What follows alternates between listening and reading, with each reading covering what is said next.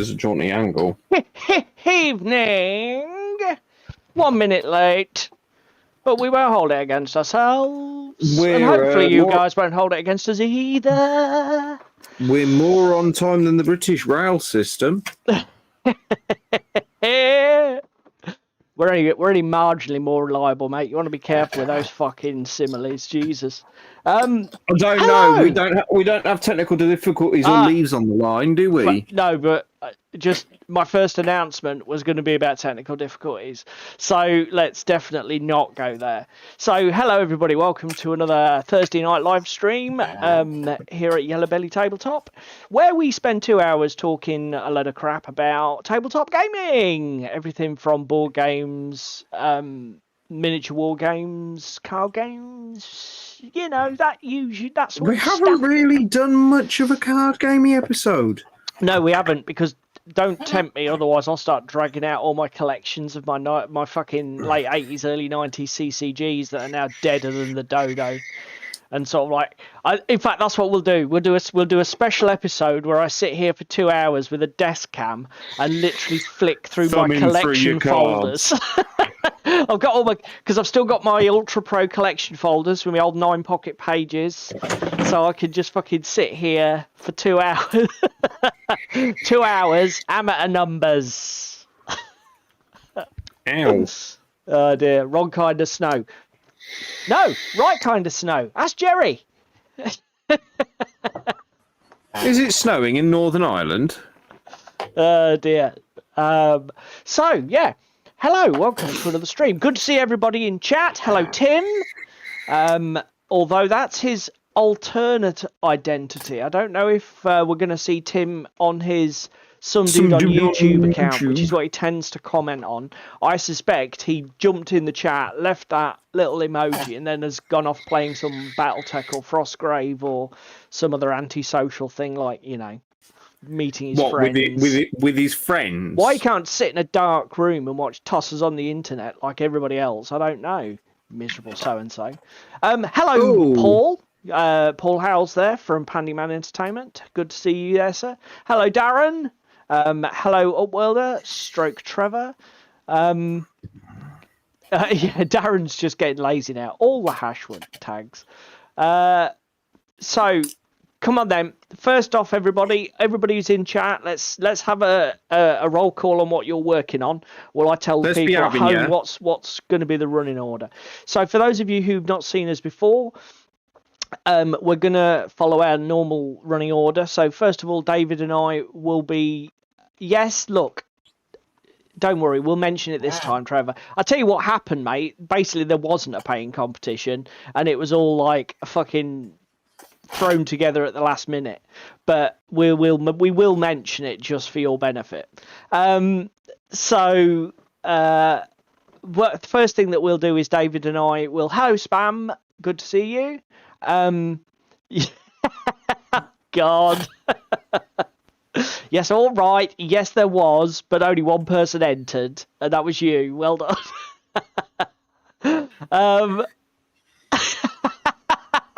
Are you roasting Trevor? No, I think Trevor's roasting us. So first of all, David and I are going to be telling you what we're hobbying on tonight. And well, I'm currently cleaning Redgrass Games' fucking wet palette seal. And then we will talk about what we did on Monday night for Gaming Club, because it was absolutely fucking awesomely, amazingly brilliant. Was it? I've forgotten what we did already. Shut up, you liar. It was fucking tight. It was a knife edge, boys and girls. It was a really good game. A fantastic miniature game. Then we will chat and interact with chat. We've got a couple of little videos and stuff on YouTube from YouTube to share with you and pass a comment on. And then about 9 o'clock-ish, probably, we will have a little meander down our main topic highway, which... Paul, stop trolling us. Paul's already there. No board games. No, we didn't pay board games on Monday, but it's not board game night, you see, because that's the first Monday in every month is board game week. That does refer to our main topic. So our main topic tonight is we're going to discuss whether miniature wargamers should play more board games. Now, it may not even be, I'm sure we're preaching to the choir, frankly, because I don't think for a minute that playing board games is at all uncommon now amongst general tabletop hobbyists. But it's a way for us to frame a conversation around modern hobby board gaming and how it might relate to or appeal to people who are more in our sort of like wheelhouse of miniature wargamer first, other types of gamer second. So do you want to go first, mate, with what you're working on? No, I don't, because I've just started applying wash to Creek, and it's a fucking nightmare because I'm trying not to get a Thonian camo shade on his Iraqi sand skin. Not trying to get Russian uniform on his Iraqi sand, eh? Trying to not get a Thonian camo shade that's currently going all over the green. Right, on his okay. Iraqi sand. So I'll go first then. I was hoping to be doing some bolt action tonight because I've got a game scheduled at club Monday coming against Ricky, where we're going to be playing some. Hello, Ewok. Yes, sir. We sort of like summoned you with the magic incantation. Russian uniform and Iraqi sand. Wild Ewok appears. I was going to be doing some bolt action, but I left it far too late to get organised. And I didn't realise my bolt action models were buried quite as deep in my fucking hobby room as they are. I thought all your bolt action was painted. No, I've still got the Japanese mountain gun to finish. I've got the British 25-pounder to finish. Did you actually have to have quite so serious a British accent to pronounce British? British. There is a T in that sentence, sir. And I want to build a unit of Japanese army. Are they called engineers? I think they're called engineers, but basically it's the big squad that allows you to take knee mortars. And I'm not even sure if I have enough Japs. I was thinking I may have to buy another box of Japanese to get it finished. But yeah, so what I was going to do was try and paint some more Japanese, try and get that squad assembled and done, speed painted up. Because I don't know if Ricky's yet ready to go to 1,000. He probably will be. If you're imminently giving in the Jeeps, they'll be painted and smashed out. The Jeeps are being dropped out off tomorrow morning. Yeah, so they'll definitely be ready. Back next week for the status of those 3D printed Jeeps. Yeah, so that Ricky's going to be ready. Anyway, long story short, I'm not doing that because I couldn't find it. So I am, however, having great success with literally restricting myself to clearing anything that's sitting on my hobby desk and has been half finished for forever. I am just saying I will paint that, I will work on that, I will get that done, I will get that out of the way. I've managed to get my Blood Bowl done. I managed to get some Malifaux done. Now I'm coming back to this, which you will, if you're a fan of ours and have been watching us regularly, you'll have seen me painting this on and off on stream. So essentially this bottom lower hull section I want to paint in, I think it's Cavalry Brown. I need to refer to my painting guide to see how I did the others, but it's like a reddish brown just on this lower hull part. Then I've got this sort of like fire elemental question mark thing that's mounted on the prow. This is the Salamander Drake, the large ship.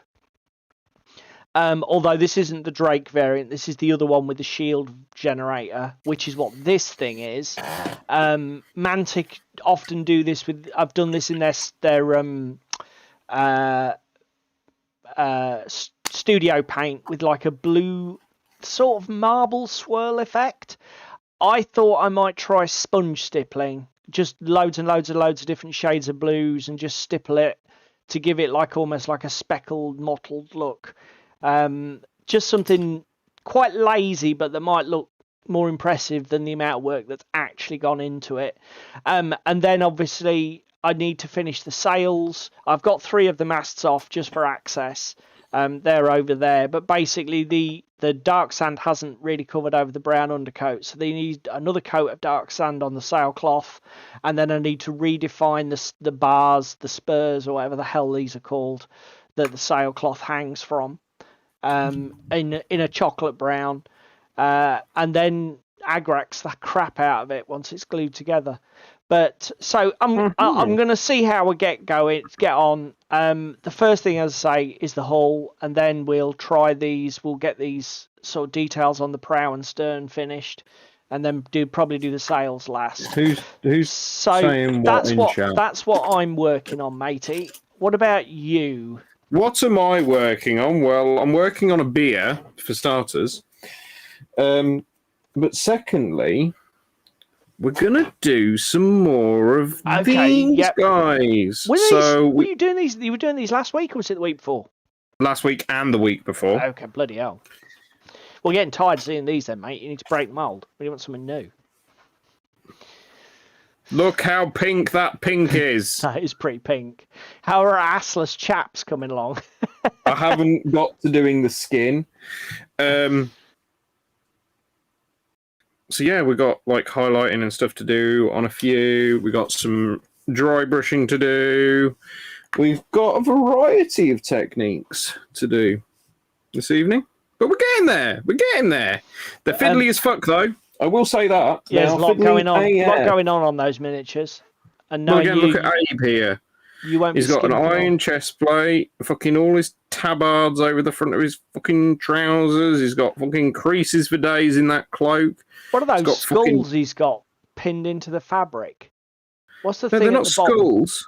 They're like metal plate work. Oh, okay, yeah, right, okay. Clasps and they've all got to be picked out. What pain in the ass. Fucking power axe to do. Fucking loads. Awesome. Ewok says Japanese have to be the easiest army to paint quick. To be honest with you, mate, my first 40 models took me a fortnight. It's literally like they're and then there's a Mad David. Although to be fair, if you paint British early war Malaya campaign, those tropical fatigues that they wore in the late 30s, early war, they're just as quick to paint because it's all bloody. I think it is Iraqi sand actually, Ewok, and then just paint the what do you call it? What's the harness that soldiers have all their kit on? Webbing. Webbing. So you paint the uniform, paint the webbing, and you're fucking done basically. That and the skin. Yeah. They are. And the thing is, they look really good for it. I must confess, I have really, really, really enjoyed. And this is unusual for me to say because normally the painting is not my favourite side of the hobby, but I did enjoy my painting of bolt action and Second World War models. I'm just going to call you out there. You're Chiha. Although, do you know what? Pleased with it. It was annoying. And you're a heathen. The camo on tanks and vehicles with all the fucking masking and that. Yeah, it was a pain in the ass. But bolt action's great because you never have more than one tank in your list. So Spam is painting tonight, but she's painting her nails. What makes the Aussies so fiddly, mate? Is there just a lot of different colours in the kit, or because I imagine that aren't they all like a beige fatigue? They're Aussies from which theatre? North Africa, Mediterranean? Where are they from? Far East? Australia. Was there a lot of military action in Australia during World War II? Did I miss that? Well, no, you asked where the Aussies were from, you bellends. Fucking hell. Jesus.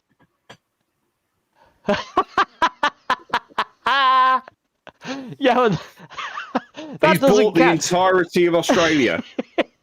Yeah, it's okay. Yeah, that doesn't count though, mate. Just because it took 2 months to paint because I bought 500, that doesn't count. It's like it does. It does. Assassin's Creed.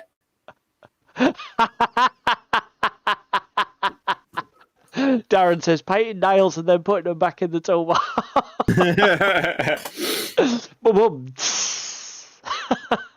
Well done, Darren. Okay, now then, boys and girls, I may have become infatuated by another monster project. Oh God. Oh, let me talk about technical difficulties. Right, so just to warn everybody, I have had to change my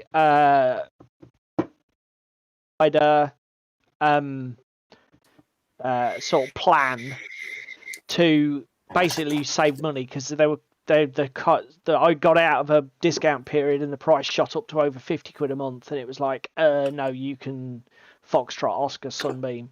So I've changed my plan, which means I've been issued with a new router. Come Friday night, Saturday, I will be fuck-arsing about with it, trying to set it up. But there may be technical difficulties next week on stream if I have internet issues. I will try and put updates on Instagram and Facebook if I think it's going to be a problem. Special. But just to forewarn all of you who are regulars and want to see us next week. Ewok says vaguely Pacific. I don't do historic accents. Oh, well, do you know what? That's fair enough, Ewok. I mean, I'll be honest. I'm not a rivet counter by any stretch. And my level of sort of commitment to research is sort of like general theatre, so areas of the globe and general battles. I'm not one of these people who starts to dig down into specific regiments and specific actions, blah blah blah. But as I say, I take a sort of, I do, and I have enjoyed, which is the more important point to make here. I have enjoyed digging into some of the nitty gritty that comes with the historical wargaming stuff, in terms of paint schemes and that. Have on the horizon a German army planned. Yeah. I mean, again, I've enjoyed it so much that I'm keen to start more bolt action projects. I probably want to do David and I talked about doing a Market Garden Europe armies, because he's already got British Airborne, mate. Yes, British Airborne. So I want to do Panzer SS probably from Market Garden, just because you can. Just because I can. And as I say, I've really enjoyed all the bolt action that I've painted so far. It doesn't. The nice thing about it is, for me, the actual painting goes very quickly. The slow bit is the research and getting things right and having a plan. Once that's in place, the execution part is really quick. Generally, I found. So yeah, there you go. Right, mate. Let me I'm trying to find sable brushes. First of all, I'm going to open my project and check which. I apologise if the audio clips out, everybody, because my potato computer can't multitask. It's definitely a man. Shall we talk about what we did at club? Yeah, as I say, let me just find out what this is so that I can get on. Armada. Open that hobby project document. Oh, you're referring to your own guide. It was red leather. Yeah, because I've already painted most of the Salamander's ships. This was just sort of the last one that I needed to get done. I don't want that. I want this. Okay. So let me find red leather and then we'll go. Red leather. Here we go. Vallejo model color 136. And now for the Book of Psalms. Spam, yeah, that's what you have to do with new nails, isn't it? What, versus hammering them? You'll be hammering spam, no doubt. Wow. Fucking wow. So Ewok says, I have Germans done, British Airborne done, got US Infantry and Marines to paint 260 Russian. Fuck me, man. Are these all 28 mil Ewok? Or are you doing smaller scale, 15 or something like that? Ewok, question. Oh dear. So Spam is sitting on the loo, doom scrolling and painting the nails. That's fucking awesome. Question. Yeah. Ewok. 28 mil, you psychopath, Ewok. Do you have your British Airborne available as a guide on OTT? Yeah, have you done a project on that? But anyway, club this week. Club! David and I revisited the Carnivale. Apologise for the brown MDF terrain, but for those of you who've painted MDF terrain, you know it's a fucking beast. So basically, we had a dig through I think it was one of the core rulebook. Yes, it was the core ones campaigns, for the patricians. And it was the one for the Strigoi and any other faction. So I obviously have the Strigoi, and David brought his patrician models out to play. Now, previously we played with just these pictures are a little dark. I do apologise. Previously, oh my god, Ewok's project's called Here, There, and Everywhere. Awesome, I love it. I couldn't find the fucker. Okay. I'll see if I can dig it up. Do you know there's filters on the project system? Yes, I did, and I know there's a fucking search function and everything. Presumably, presumably it's categorized as a bolt action project, Ewok. So if we select that as the active game, it should come up quite obvious. I'll find it and send him a link to it, because I'm sure he'll want to sort of like compare notes on how to paint, because you haven't actually got any paint on yours yet, have you? No, the side of the box. Good man, look at that. Ewok going to send me a link on Discord. Good job, thank you, mate. I'll share it with David when I get a second.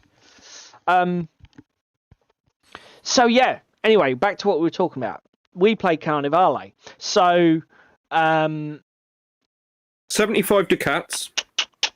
Club night. Yeah, it's the first mission in the Strigoi campaign is 75 ducats, as David said. Ducats, for those who don't know, is the points system in Carnivale. It's like a gold cost, isn't it? Yeah, basically. And I ran with...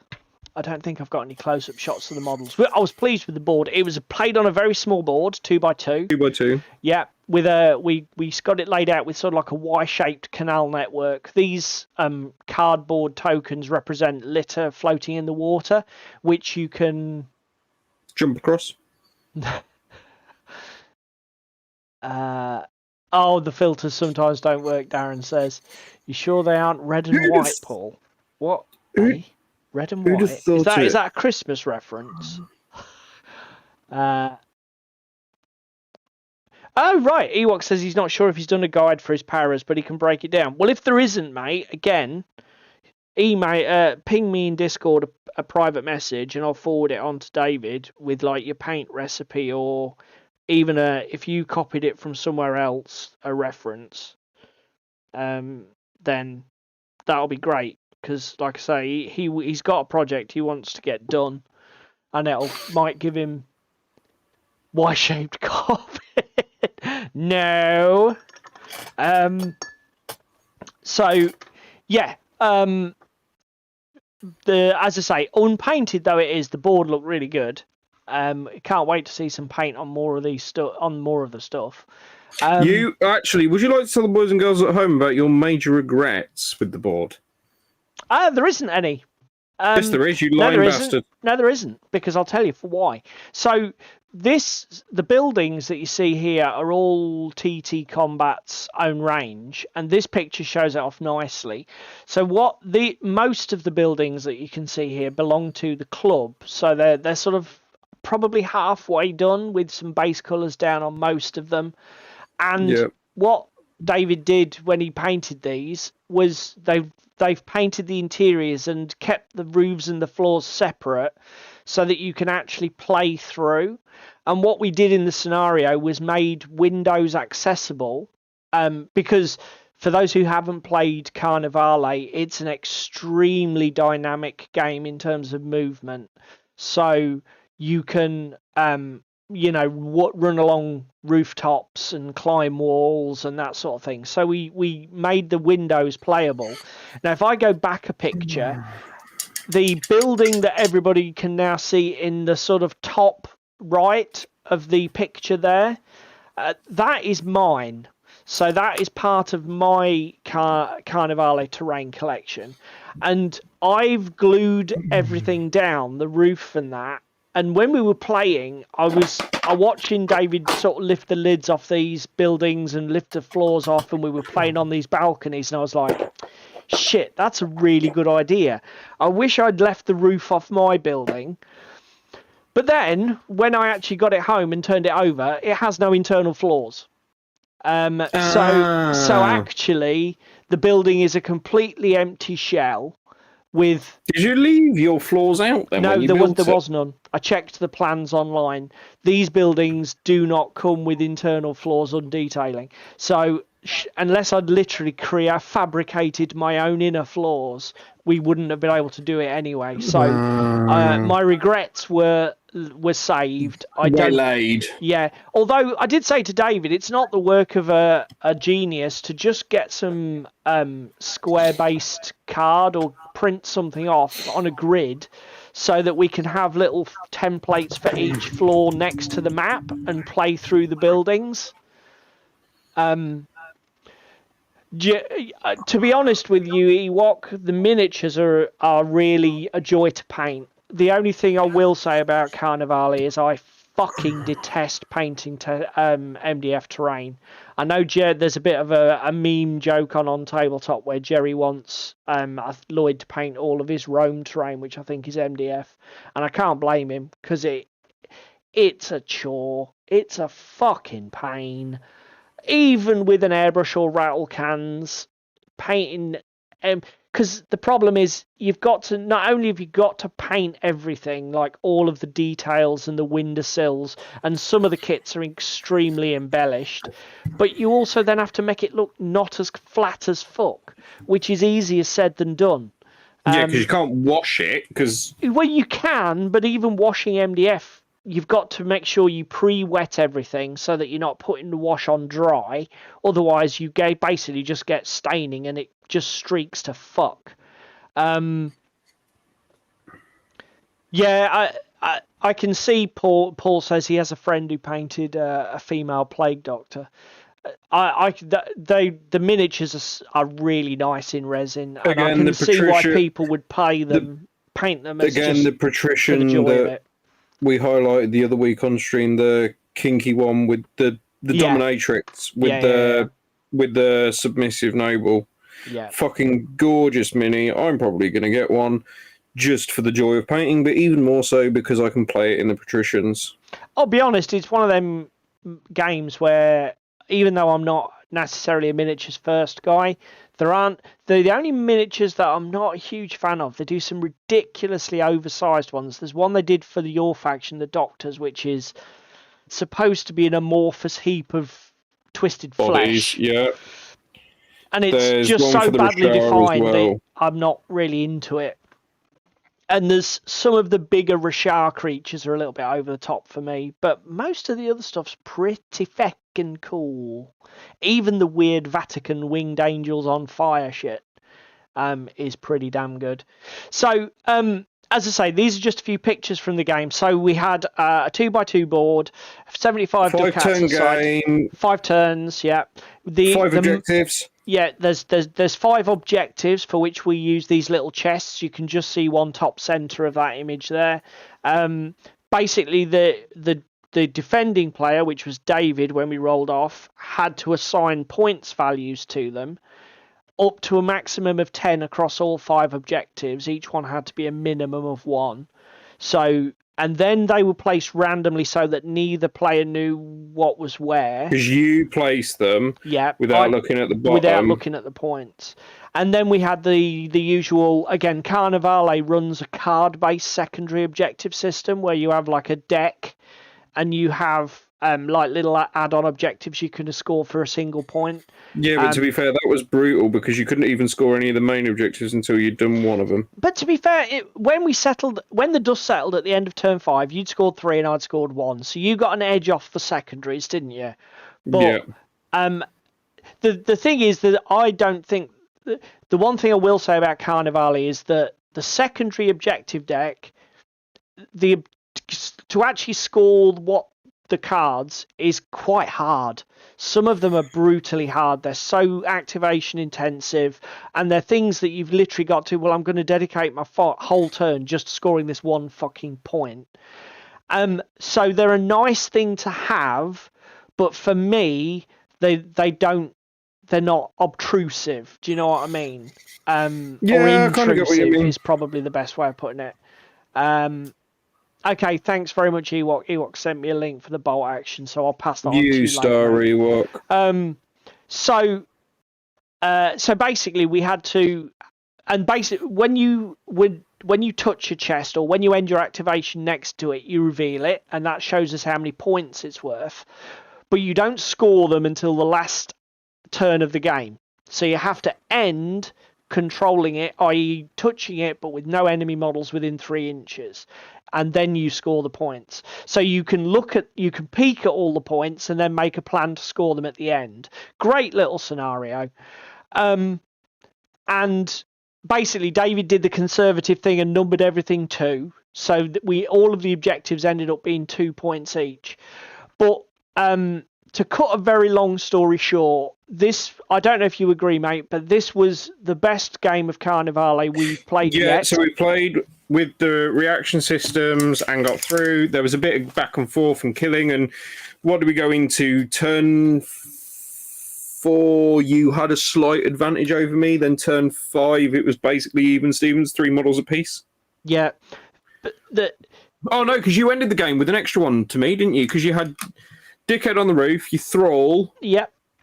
Basically. Miriam, and your bitch hidden behind the thingy at the beginning of turn 5, didn't you? As we got towards the end as we got into turn 5, I had more models than David, but like I said, David had got a 2-point lead on the secondaries.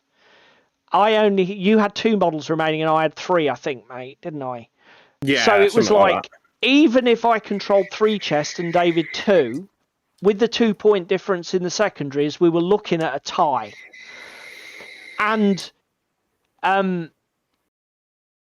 it was just so tense. And then David did a really sort of like big brain play where instead of actually trying to score points, he tried to block me scoring points by moving on to an objective with his leader model, almost saying to me, right now, get me off it because I've taken away your scoring opportunity.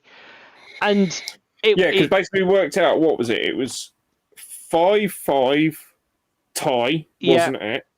And the maximum it could have been was 7-7 as a draw with me scoring and you scoring. I made the play, which in the top-down picture that's on screen at the moment, it's in the bottom corner, basically. Yeah, it's bottom centre, isn't it, on the end of this bridge? I moved my Doctor Mini that was stood on the dockside that could have gone to the chest that was in the middle of the water and scored it easily and went, no, fuck you, Paul. Ran all the way over and stood basically by the chest, but because you had your model advantage on me, you activated her after. Yeah. Fucked up the close combat because he was basically untouched anyway. Yeah. But then made an amazing play as the last play of the game, which was grapple me the fuck off the objective and succeed on your roll. And like David said, one of the advantages of the vampire faction is in Carnivale you have a stat called will points that you can burn to add dice to tests and that sort of to boost your character. Vampire models have an ability where they can burn their health instead of their will. So it's literally the last activation of the game. I've got nothing to lose. I just ran in with my vampire Miriam model, and I just burned all of my health down to 2 points and threw a massive, like, 7 dice grapple test to throw his leader model off the objective. Now, if I'd only got a partial success and hadn't moved him at least 3 inches or more, it would have been a failure. I would have failed and lost the game, and it was just like, or drawn it, I think it was. No, you'd have lost it. Yeah, I lost it. Because I had 2-5, didn't I? I had 5 points at that point, and you only had 4. That's right. No, because I had a secondary, so it would have been 5-5. Fair enough. Yeah, but as I say, it came off. But the game had so many cinematic moments. I mean, that is just one of them. Again, my butler against your... My leader got... Crone. You can just see in this shot here, my leader model, my flying vampire, got stuck behind these crates, and basically all these models on this bridge that's just over to the left were raining gunshots down on it. But because of the way that the reaction and the command point system works in Carnivale, I was able to take reactions with my model so that after she got shot at and was nearly killed, she ran behind the building out of line of sight. It's just such... And again, my butler then used that opportunity to scramble up the ladder, jump in through the window, didn't he? Yeah, that's right. You sent her in after him. Yeah, and then I still got shot. Ah, fuck! And then ran out on the balcony after evading her and just blasted her with his pistols to her face and killed her. Yeah. I mean, don't get me wrong, Carnivale, I would say, in terms of difficulty, it's up there. I would still say Infinity's really probably a harder system. This is the butler lurking in this bloody house with my little vampire down on the ground floor. But she scuttled up the wall, dived in the window and tried to grapple him. And then he just legged it onto the balcony and shot her at close range with his fucking gun, which didn't go very well for me. But it was, the cinematic elements. Musket balls hurt. Even when you're dead. Or, but yeah, a fantastic game. Awesome game. I mean, there probably is an element of, as we play more of Carnivale, we get better at it, etc. And again, that was my first time running that faction as well. Like, I completely forgot all of the synergies. Yeah. The main thing that you forgot was you could recover your will points, couldn't you? Yeah. So you could have been spending them for more reactions to boost your defenses and all sorts of things. That was probably a big factor in the game. But whatever, it was such fun. Absolutely fun. For anybody who's not tried it, I wouldn't recommend it necessarily as your first war game. But, mate, it's an absolutely fucking amazing game. I don't know, I don't know if this is a theme where we've got tons of terrain and a very low model count packed into a tight little table makes for great games. But this and Infinity, yeah, good game. So yeah, that was what we did at Club, and that we prattled on far too long on that. Should I bring a web browser? What's the time? Yes, news clock, because it's 20 to the hour. Right, so complete change of direction here. I'm just going to... This was something I discovered this week. Okay, so I'm sure I've mentioned before on the channel about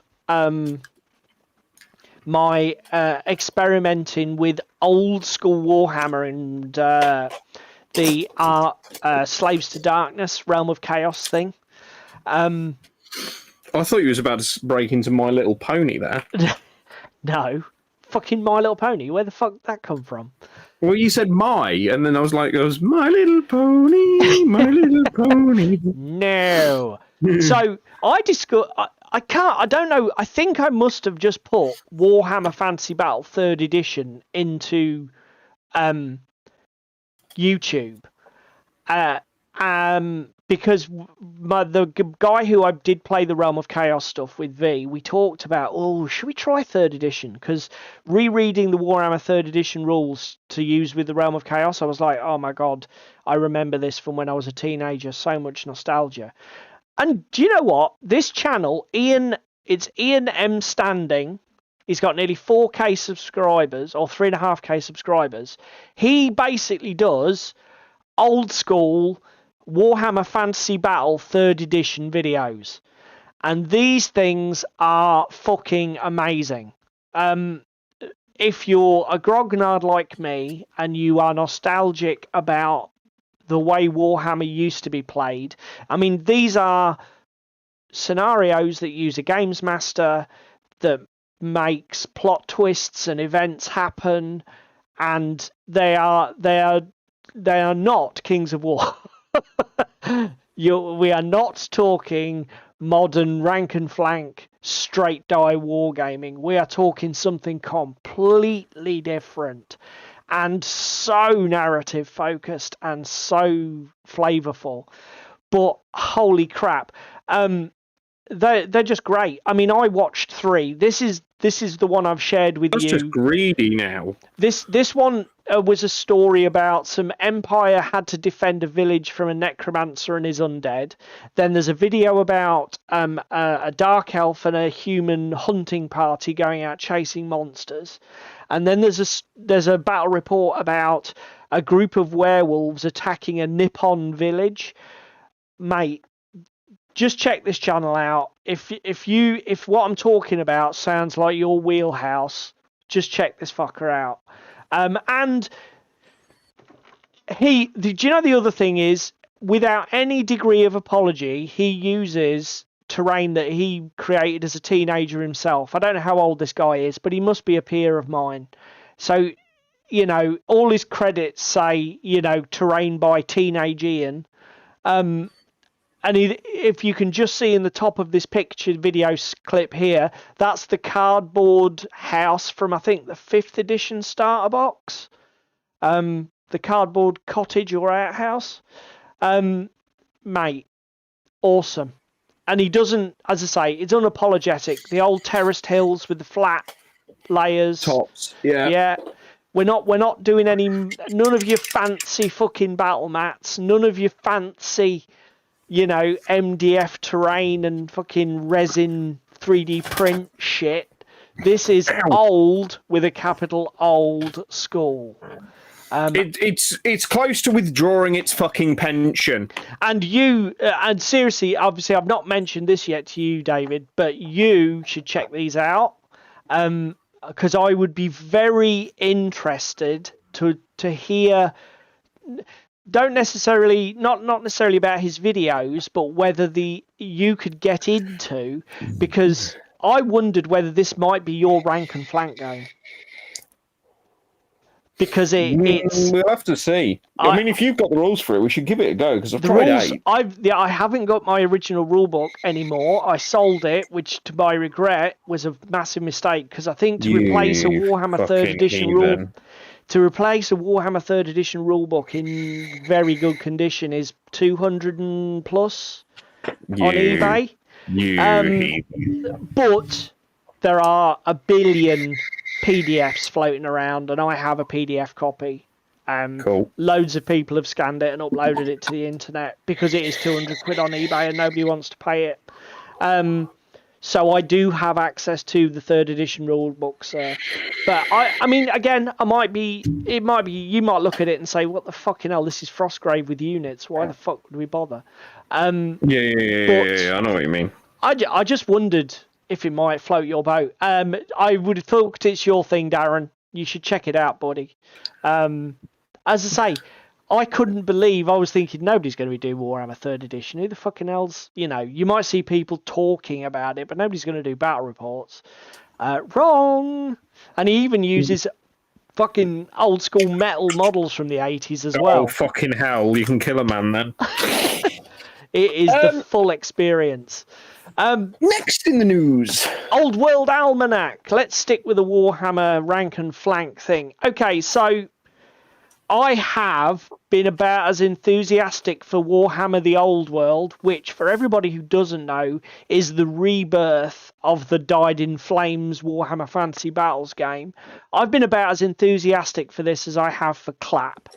So all of the enthusiasm then? Yeah. But yeah, well done, Darren. Ewok, I've never played Dragon Rampant. Oh, fucking but whore. I hear good things about it.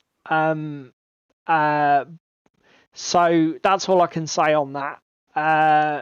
It's an Osprey book. We should probably pick it up because it'll be fucking cheap. I'll look at some battle reports, and David and I will probably give it a go.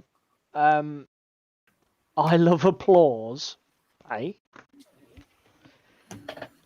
I may have just made an exclamation because scales. Actually, this is news. Scale 75. What the fuck are you doing? Why the fuck are you giving me a paint bottle that has no nipple hole to squeeze my paint out of? Why have I had to just drill a hole myself and just get nipple. Paint absolutely every... Oh, fucking grow up, child. David said nipple. Yeah, so I was a bit enthusiastic for this game as Clap. But... Oh, I see. No, not that sort of clap, mate. But do you know what? My needle might be moving. It might be moving. Have you seen something that excites you then, kind sir? They're currently doing an series of articles where they basically dissect the various turns of the game. Okay, they've added in a fucking strategy phase at the beginning of the game, which is very Age of Sigmar. Of course they have. Which is very Age of Sigmar, and was the first thing that made me would think like, no, fuck off. They then explained that magic is basically there is no magic phase, and you now shoot your magic in the shooting phase, and fighty magic in the fighting phase, and movie magic in the moving phase. And I thought about that, and I thought, well, if I'm honest, the bit that used to grind my gears a tad about the later editions of Fantasy Battle was the swingy bollocks magic. It was too random. It was fucking far too random everywhere. For me, for my palate. I'm sure there's millions that love it, but for me, if I was to pick a grind or a gripe rather, it would be that. So I was, let's fix magic. Movement phases, it's more of the same. You've still got wheeling, you've still got whatever. The shooting phase looks very traditional. We've got wound, we've got strength and toughness comparisons. We've got a natty little thing where you have rerolls, like when you get super high ballistic skill, instead of just needing a 2 to hit and it never gets any better.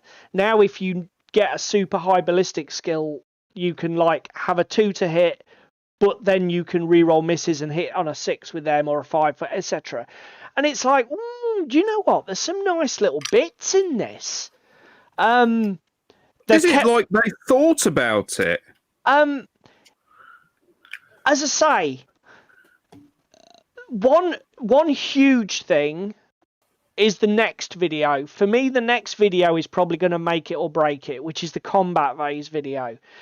One of the things I didn't like about the overview was that it seemed to me that they were going to take away the breaking mechanic where you sort of like you do your battle resolution and then a unit just runs away if it loses and then it can get run down, which is one of the things that when you've got these big scale battles, if you don't want it to drag on for 4.5 hours, you need to have combats resolved in a fair but quick way.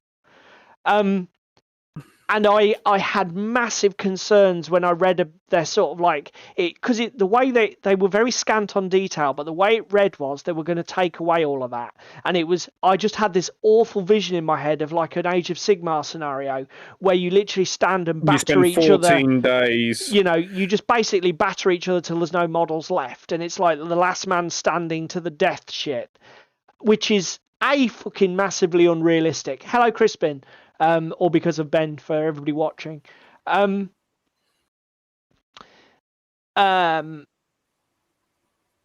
Unrealistic AF combat res. Sorry, I was just reading some of the comments.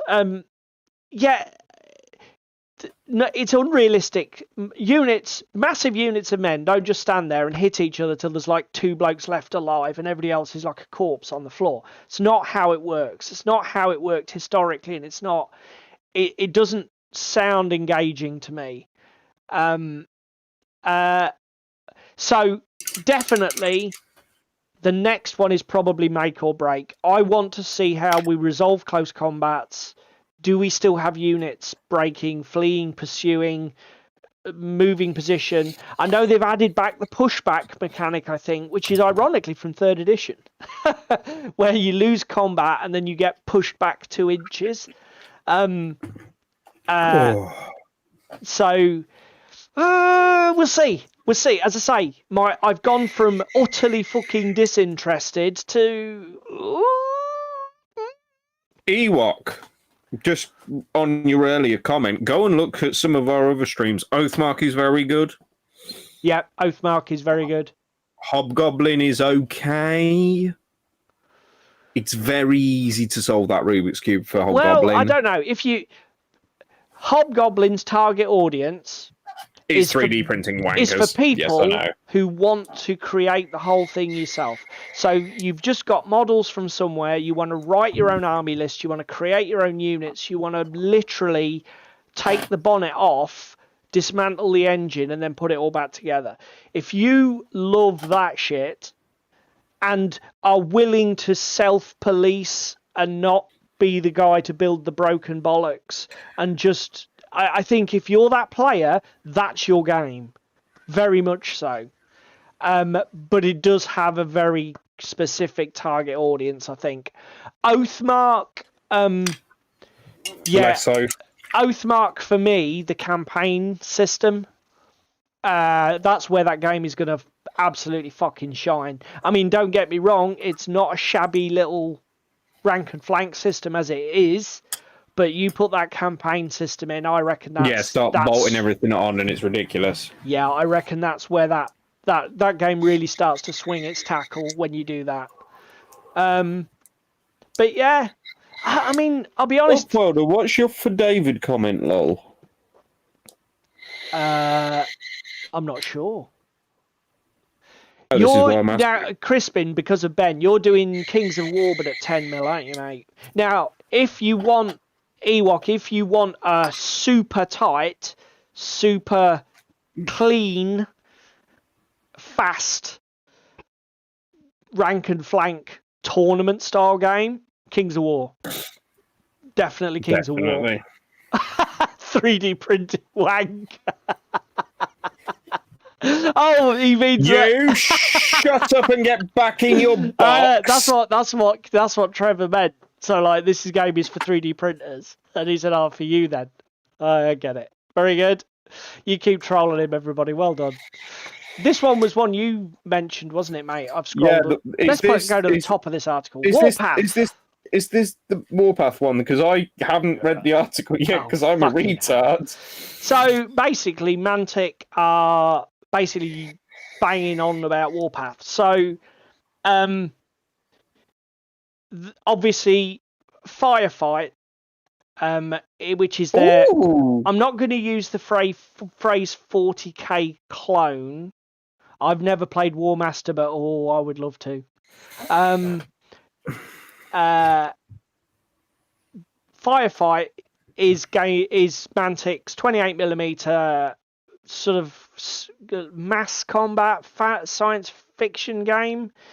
You know, where you're playing 40 to 50 models on a 6x4. You 2 to 3 hours. Superb game, way better than 40k. If you haven't played it, go and try it. But they had a rule set years ago called Warpath, and it sort of tried to blend elements of unit-based interaction with the science fiction thing. So it took elements of like the classic fantasy rank and flank gameplay and put it into very much like the 40k tried to do with the Apocalypse, where you had huge armies, but your individual unit was the game element, not the model. it was never very successful for Mantic. It was a bit of a dead duck. Firefight has absolutely been killing it for them as a product. So I think the motivation has been for them to go back and look at Warpath, ask what they wanted Warpath to be and what they wanted it to do, and redesign it and come up with a game system that doesn't do big firefight. It does something different. So basically this article is... There's a free source book available to download. Yep. So there's the background. They've made that available free for you to download and read. But I imagine it's probably just...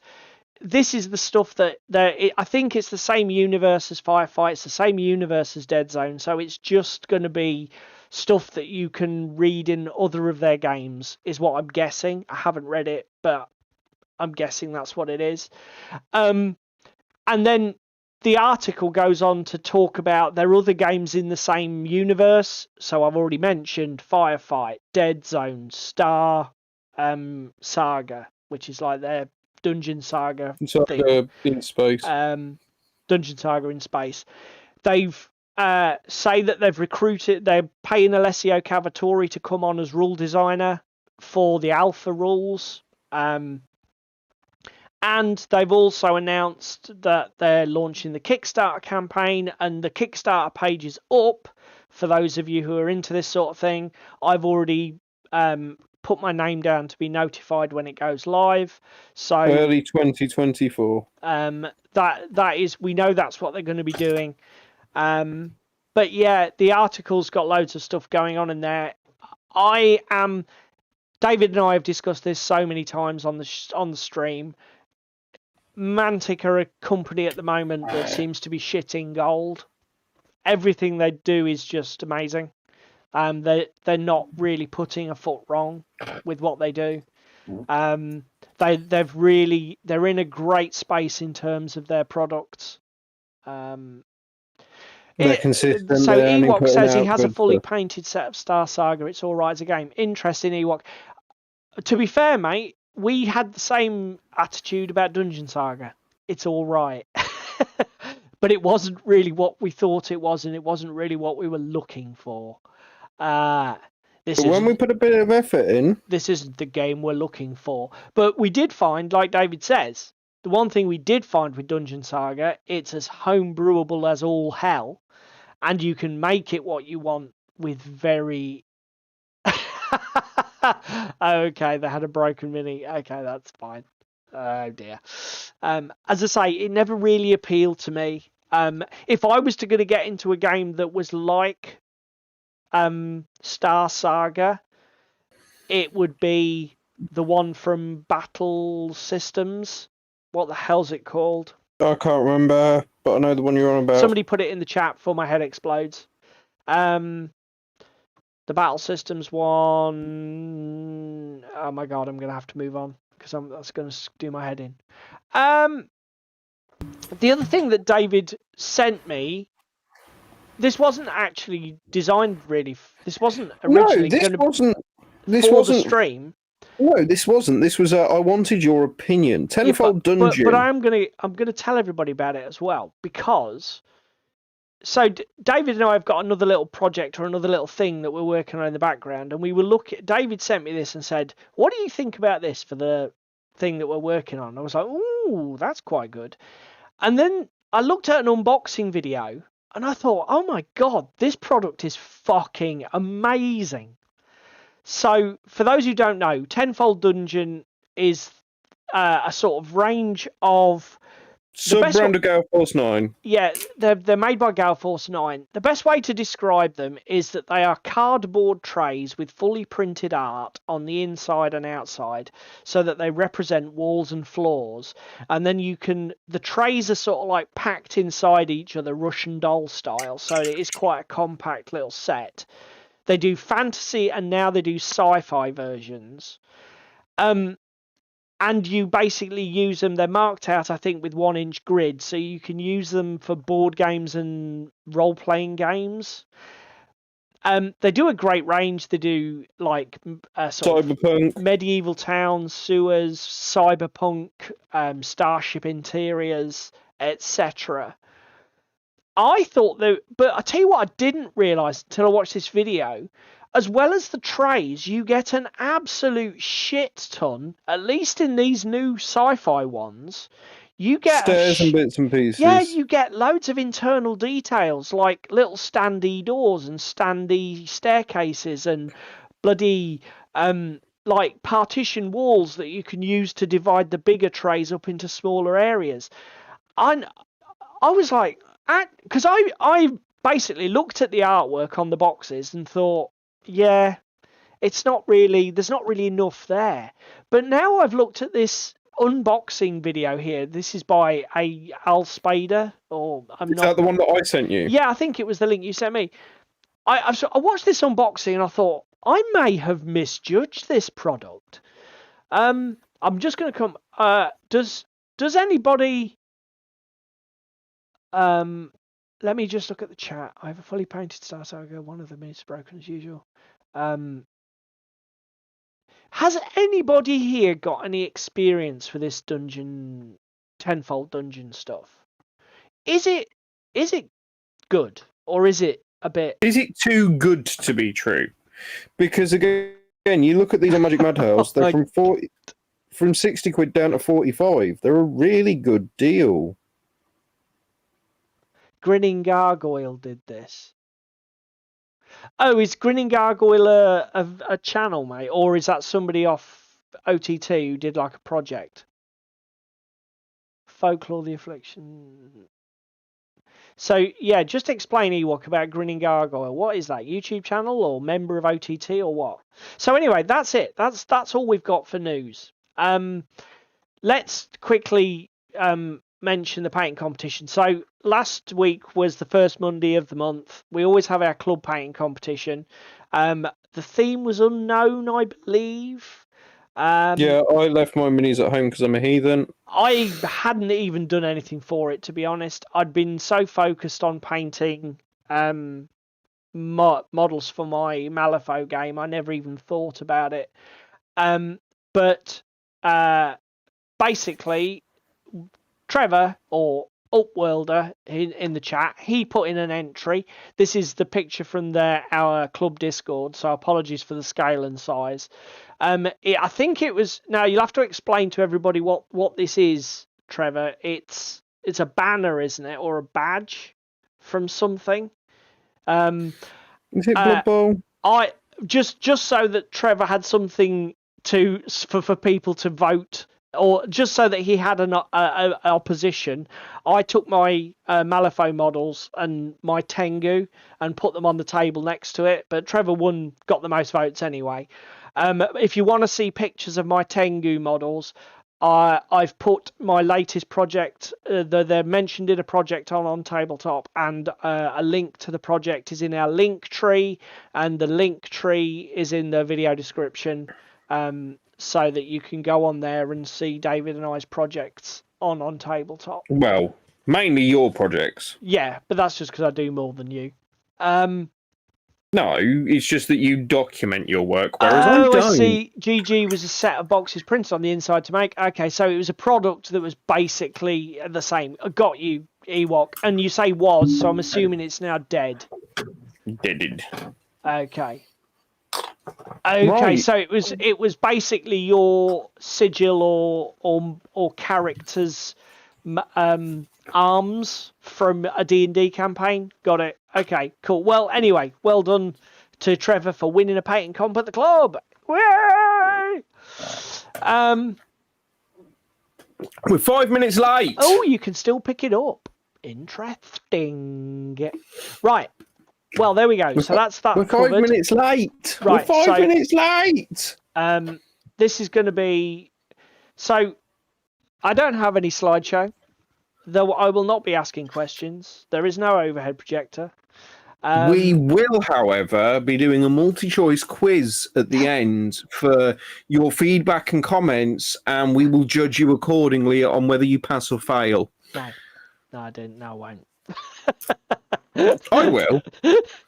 So, yeah, this has been so.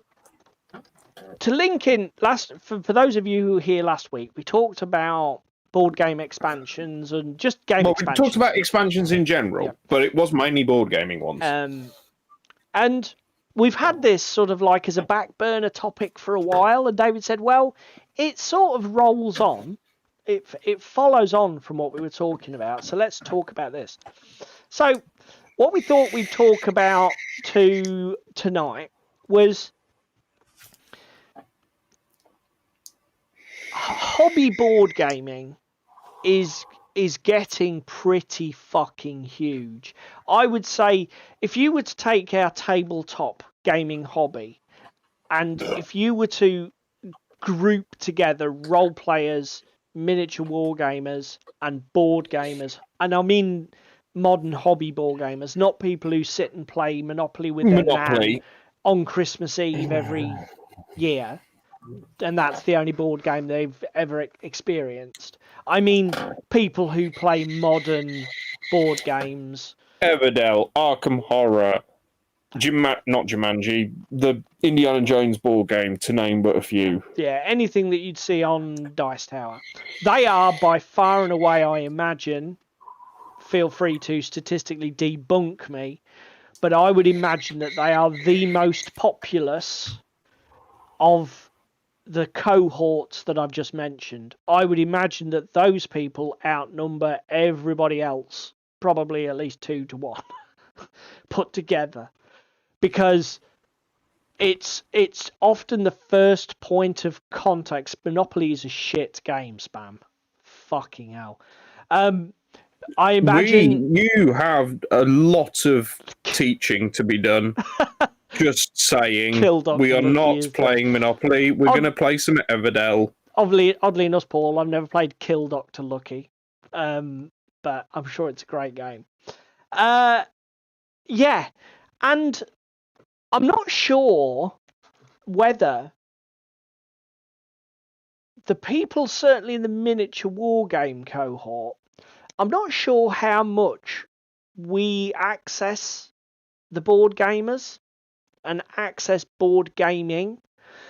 Cluedo's a better game because it actually has some structure to it and it can end within a reasonable time and it doesn't devolve into basically fucking chaos.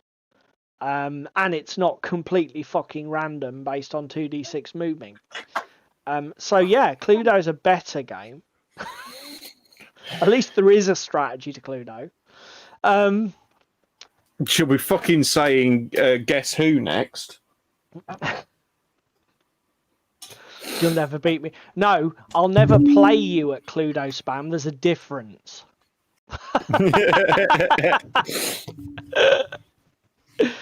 So, yeah. So, what's your first thoughts, mate? Well, where do you want to start with this? Well, we had a bit of a pre-show talk last night, didn't we? Yeah. About this. And whilst there are, just for example, at our club, whilst there are people that will give a board game a bloody good go, there are still some people that are a bit on the fence about it. Yeah. Jack being one of them. Yeah. I mean... However, I did manage to lure him into Everdell, and he did enjoy it, and he did win. But this is the thing with board games, that there is less commitment to the game itself, because they're a finite playable experience, even if you rerun them and rehash them 14, 15 times. Because there's still a finite element to the game, they're discrete and individual games and scenarios. Which I think is why the people who focus on this aspect as their main hobby, I think that's why they outnumber the other people. Like role-playing games. Role-playing games are an odd one, because when you're the dungeon master or the narrator or whatever your particular game system calls you, a lot of work from preparation falls on your shoulders. You don't just pick them up and play them. And similarly in miniature wargaming, yeah, you've got all the terrain to build, you've got all your miniatures to prep. If you bring in 2 factions because your mate hasn't got into the game yet, you've got 2 factions to build and paint and collect. Yeah, it's a bit of a yeah, and obviously there is a huge spectrum in board games.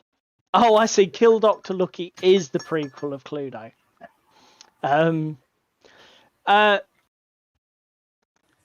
With board games, there is a huge spectrum where some board games you literally just take the lid off the box, tip out the contents, and you're playing literally within minutes. I mean, Everdell, there is no prep time. You literally shuffle a deck of cards, pick a token animal, draw a hand of cards, and you're off. Job, basically. I am oversimplifying a little bit for people who do know how to play Cluedo. Not Cluedo, fucking Cluedo on the brain. Everdell. But it in terms of, let's just get to the meat and potatoes. Let's get going. Yeah. But on the flip side, we get trolled a lot in the chat and on this stream. Assassin's Creed is a board game that David and I both own. There are hundreds of miniatures in even the base set. Now, you could play them as grey PVC, and I'm sure probably most people have played with it just as grey PVC and thought, well, that's fine.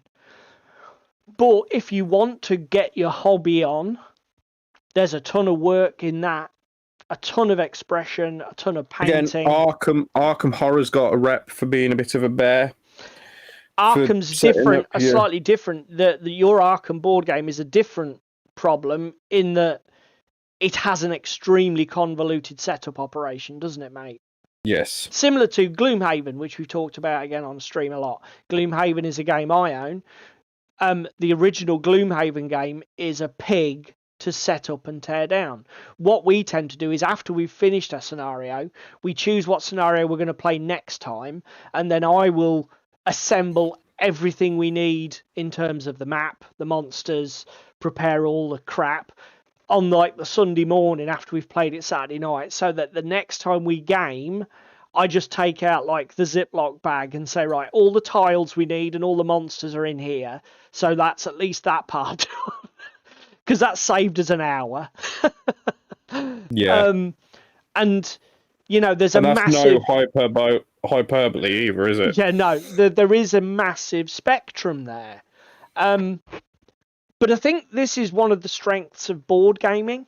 And what board gaming has become is that every single aspect that you can think of, there is a huge spectrum.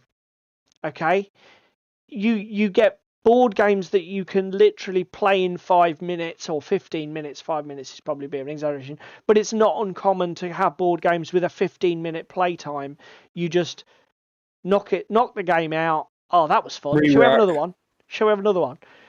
But by the same token, you can go all the way through to board games that you will be slogging away for 4 or 5 hours. Twilight Imperium 4, anybody? Yeah. Again, I was going to say, I did wonder whether we should do a straw poll right at the top of this, mate. And if you look in the chat now, so we've got Darren Harmon. Miniature board games are much more hobby adjacent, but it's all contained and you have the finishing line in the box rather than war game, which is now in it. Very true, Darren. Very true. Yeah, it's a one-stop shop. Everything's gifted to you. Ewok Kebab, I only become a miniatures gamer painter through painting board game pieces. That's interesting, Ewok. So effectively, this was one of the things that David and I talked about in terms of hooking new people into the hobby. Yeah. The strengths of particular this, and again, it's a relatively modern trend to have miniature intensive gaming experiences with a board game backdrop. Is that a way of putting it? Yeah, I know what you mean. But I wondered, that's very interesting to hear that you did actually just gateway into the full. Out of interest, which game was it, or was it a whole host of games that you were like, I'm enjoying the model side of this, I'm going to dig deeper? Darren got into it through Hero Quest as well. So you're actually examples of guys who got into it through that route. Interesting. New Hero Quest or old school Hero Quest? Oh, Darren, it must be old school Hero Quest, won't it be? It won't be the bloody new one. Darren's, I mean, Christ almighty, mate. I don't know, though, because again, in a similar vein of where I've come from historically, I've played Hero Quest with my ex's dad and enjoyed every minute of it. Yeah, but presumably it'd be the old version. Or has he got the reprint? He's got the reprint now, but it was pre-reprint. Yeah, so it would have been the old one.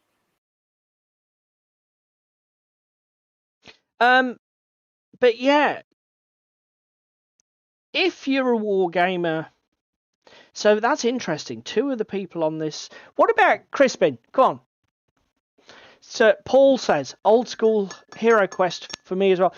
So Paul, were you a board gamer before a mini gamer? Crispin, throw your hat in the ring, sir. Who else have we got here? Well, we know Trevor's sort of like provenance, because he's basically we've sort of like been in the same gaming club and come along with him. What's your thing, Crispin? How have you done any board gaming, or is miniatures something you came into through it? Descent 2nd edition, yeah. It's Stuffed Fables, nice minis, yeah. That I'm not sure about the board game, a little bit twee, but the miniatures were fucking cool for that. I do remember. But I mean, you may be saying to yourself, why would you bother with board games if you're already a miniature war gamer? David's already mentioned one of the aspects, which is you can. So Paul did everything at once. Oh, greedy bastard. You get you, and again, I think Darren mentioned it. The thing with board games, the advantage with board games is that they're very self-contained. Your preparation and access time is generally a lot less. You only need what's in the box or the expansion if you've gone out and bought the expansions. Yeah. So, if you are a war gamer, that one of the things that we thought was, as somebody who is a war gamer, the advantage of board gaming as to use a phrase that's very popular but in a different context, the advantage of board games as a side hustle is that they don't eat into your hobby time as badly as, say, dividing yourself into yet another miniature war game, or another system, or another era, or another scale. You can bring board gaming into your gaming palette with way less friction, can't you, mate? Yeah, you just, again, decide what's for you. And again, there's different board games at different scales. You've got Underworlds at the scale is obviously 32 mil, with some miniatures, and it's like little and skirmishy. Or you've got, as we've already discussed, Arkham Horror 3rd edition.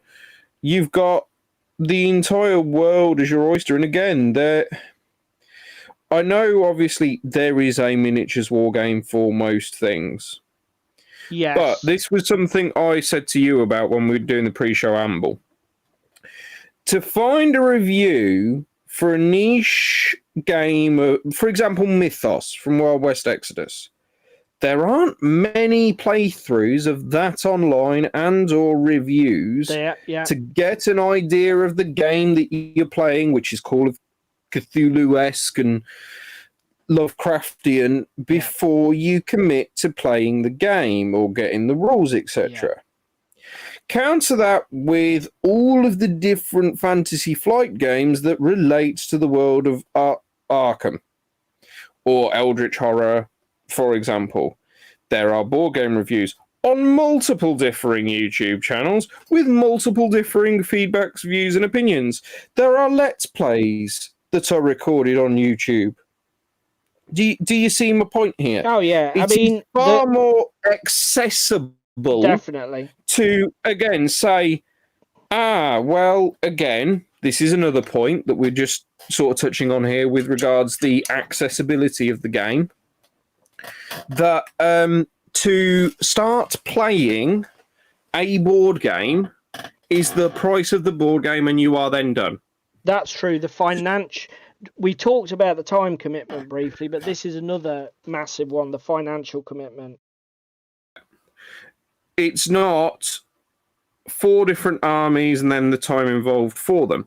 So it's a one and done kind of thing for anywhere up to £100, but you can play multiple games of that and have fun doing so. I mean, let's be devil's advocate before somebody chimes in. Yes, indeed, there are the absolute colossus games on Kickstarter where you can spend £400+. You get the core game. Hello, Tim. He lost his BattleTech game in dramatic style, so he's back early. Well done. Well, we're glad to hear you have you here, Tim. Yes. So what was you saying? Don't get us wrong. There are these colossus board game products on YouTube, on Kickstarter. You've got a core game. You've got expansions out your ass. You've got all of the fucking bells and whistles and extra add-ons. But they are the exception. The core of the hobby board game market is, like David says, a small self-contained experience that goes from about £25 up to around 80 to 100 for a big box game. Say 100 for a big box game. Do you know what I mean? And again, compare that. Even I mean, I suppose Carnival is a good example. Buy yourself 2 starter sets for £25 because some of them don't make very good starting warbands because they have really bad henchman hero mixes. Looking at you, patricians, because it's all fucking henchmen, no heroes. Or Strigoi, where it's all heroes and no fucking henchmen to make a legal list. So call it 2 boxes, so 50 of your English pounds, which sounds reasonable, but then you need terrain. And the rulebook. Are you looking at £120 minimum for a decent table, and then all of the time and effort that you need to invest into getting that MDF to the table? So, I literally, unless you're playing, and I guess, you know, I don't want to. Tim was just hit the nail on the head as he walked in. Yeah, we just covered that, Tim. The huge variation between board games. We were talking about Gloomhaven being an absolute nightmare and taking like an hour plus. I mean, literally, but Gloomhaven is so bad. I do half of the prep and setup when we finish the previous session because I know it's going to break my soul when we actually want to play it again. So I get ready so I can do as much of it as possible. And then we've just got to lay all the elements out. But yeah, that is definitely a thing that can be an issue with large big box games. Some of them are absolute piss takers.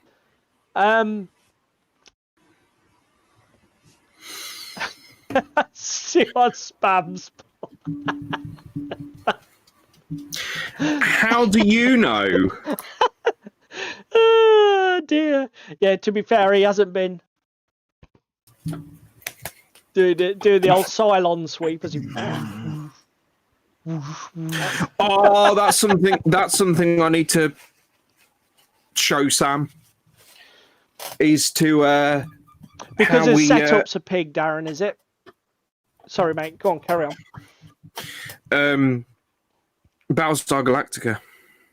Oh, so that's reminded you, has it? Yep, it has. Because you mentioned Cylons. Yep. The Cylons has reminded me. Battlestar Galactica. The other thing that occurred to us is it sort of touches on what David talked about earlier. As a wargamer, if you dip a toe into into board games, get your words out, Paul. One of the things that can do is unlock the door or open the door to a whole new friend set, because we can be very cliquey in this hobby. Yeah, and if you just take a left turn and open the door on some new experience, you bring a whole new people in, and that's two-way traffic. I mean, some of the guys in the chat here are a classic example of how you can sit down with a board game. How many people was back in people of my generation? For how many people of my generation is to lock the door, don't let the new shit in. That sounds a very you. Yeah, you and Jerry locked in a room together, sort of like shaking. Not people. Get away! Get out of it! For how many people of my generation was Space Hulk their first encounter with the 41st millennium? For how many people was that a gateway into the bigger experience of Warhammer 40k, Necromunda, etc., etc.? As it happens, it wasn't that way for me. Me and my friends did a bit of role playing, D&D, etc. This is what I was just about to say. I went straight into Warhammer Fantasy Battles 3rd edition and Rogue Trader when they launched. So, 3rd edition had been running a year or two when I first dipped in. I did some D&D, then some Hero Quest, but while I was doing Hero Quest, I was introduced to 40k. So, Crispin's back in the chat. Hello, Crispin. I don't know if you answered my question earlier. I just wanted to sound you out, sir. And actually, now you're here, Tim, we want you to chip in. So, some of the guys were saying here that basically they'd been Hero Quested. Hero Quest was their gateway. So, Crispin, are you saying that it was, first of all, you were role-playing in Dungeons and Dragons, and then like the miniature thing was in the RPG and D&D stuff, and then you went into the full-on miniature gaming as a result of that? So you transitioned from the RPG cohort or crossed over, put your foot over into the wargaming? Is that what I'm reading there? And Tim, what's your story? How did you start? What was your first thing? Board gaming, role playing? Yeah, yeah. Come on, Darren, get on it, mate. Fucking hell.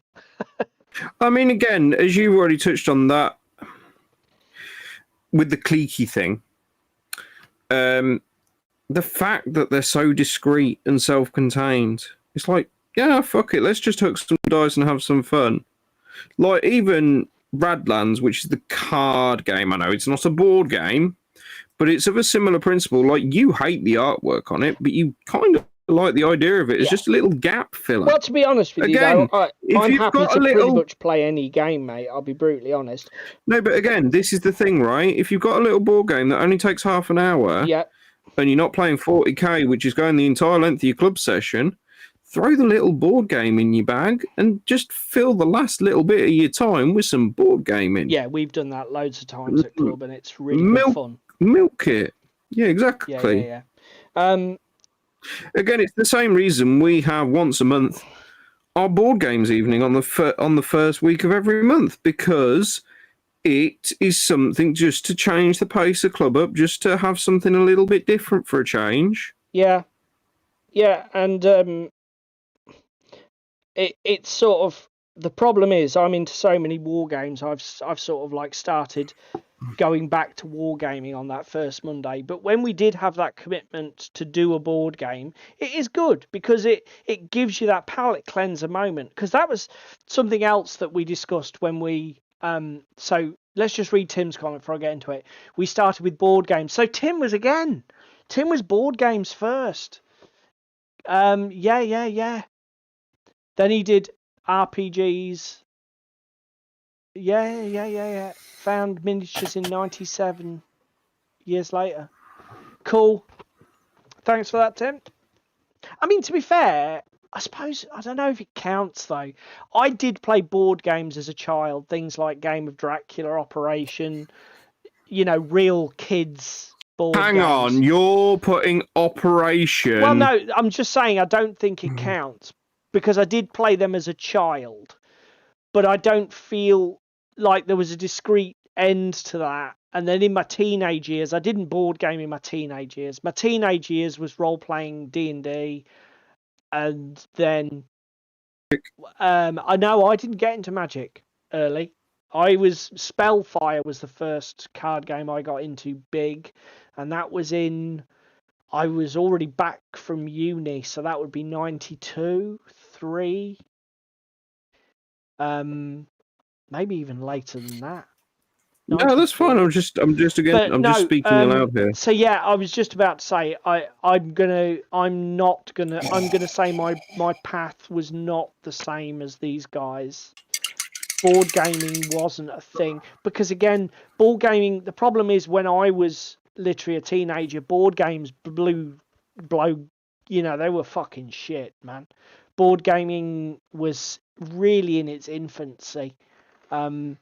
I mean, there was some Games Workshop had some great board game style experiences like Dark Future, and Game of Dracula, and not Game of Dracula, Blue Fury of Dracula. Blood Bowl, anyone? Blood Bowl? Well, Blood Bowl, yeah. I mean, technically a board game, and I was an early adopter with first edition Blood Bowl with the cardboard standees and the Warhammer style rules. I think another thing, like to mention, another advantage of, we've already said in a way that if you're a miniature war gamer, adding a little spice or sprinkle of board gaming is really a great low friction way to bring something new in, whether that's new friends, a new experience. But the other thing is that board gaming has such range and scope now of theme, mechanics, game design.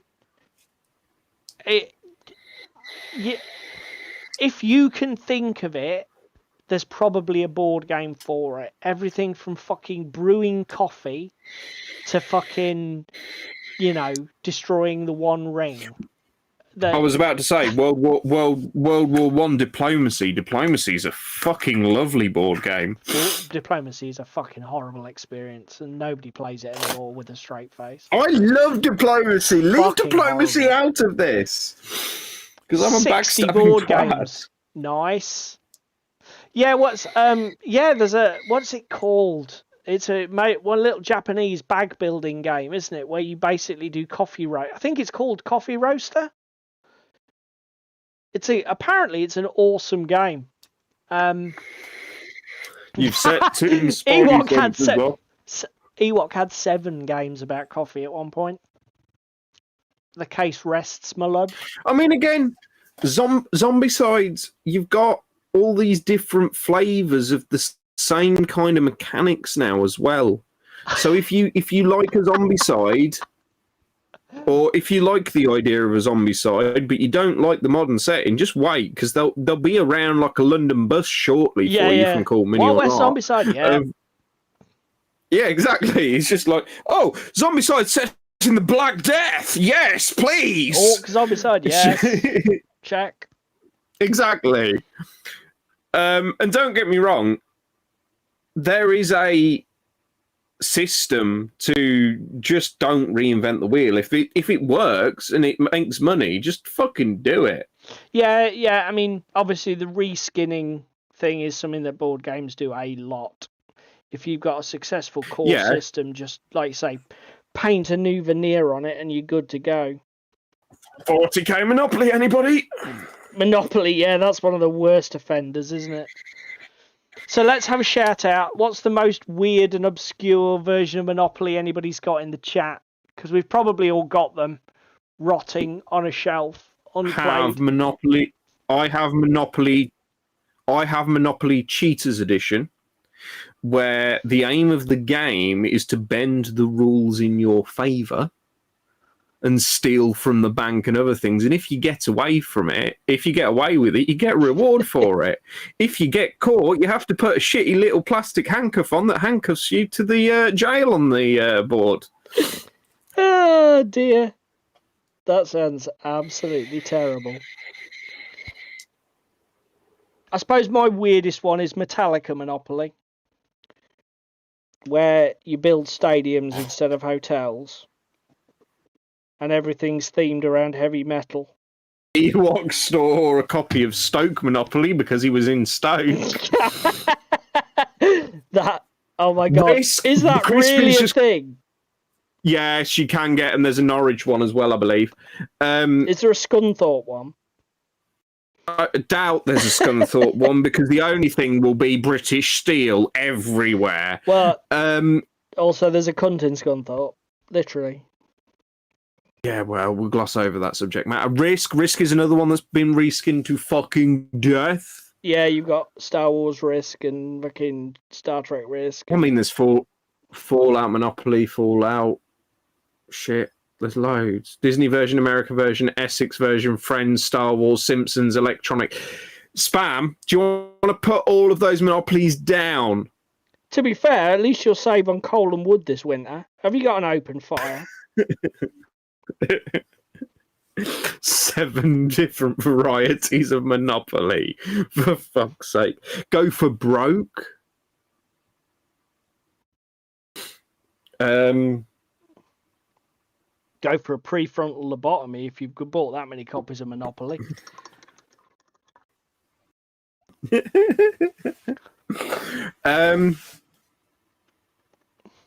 What's the other thing I was going to say? There's something I said to you last night. Tim says there's a monopoly of his town.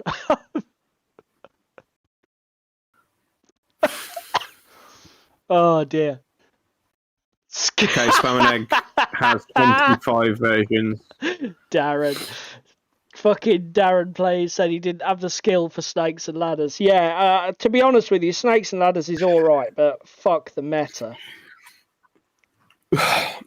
those snakes are OP, my friend. Those snakes are OP. Snakes are OP and ladders are nerfed. Don't tell me that, Crispin, because I already know it and I'm avoiding it. What's he trying to do? My mini factory has a sale on. It's the Black Friday sale. Oh my god. It's the Black Friday sale, and I'm trying to avoid it like the plague. It'll be the red bank statement sale if David here sees it. Don't, because there's already like 40 quid's worth of fucking STL sale. I mean, I did assume going into this that we would be preaching to the choir, and you guys are pretty much echoing that. But do you know what? There might be people who are watching us later on YouTube for whom this message does mean something. And hopefully you're heartened by the fact that the chat here, is obviously crossing the streams. I've got a thing here to ask chat. Go on then. Because obviously most of chat are miniature wargamers. Most of the chat here are anti a certain company. Yeah. Your board game experiences. How long do you like them? Spam, do not answer. Spam, do not answer.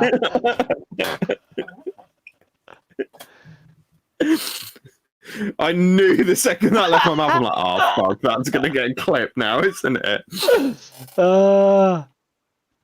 But do we like it like under half an hour? Do we like it under an hour? Do we like it as a multi-hour experience? So Ewok's trying to get rid of most of his board games. To be honest with you, mate, I offloaded a load of... I gave like Star Wars Monopoly and shit I would never play to like friends in Scotland who were like complete Star Wars nerds and thought it was the best thing in the world ever. But for me, it was just trash that I would never play. Just stick them all on eBay for £1 or give them to the charity shop.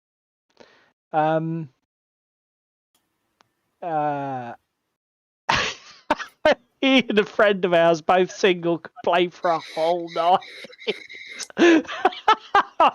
Spam likes a good filler.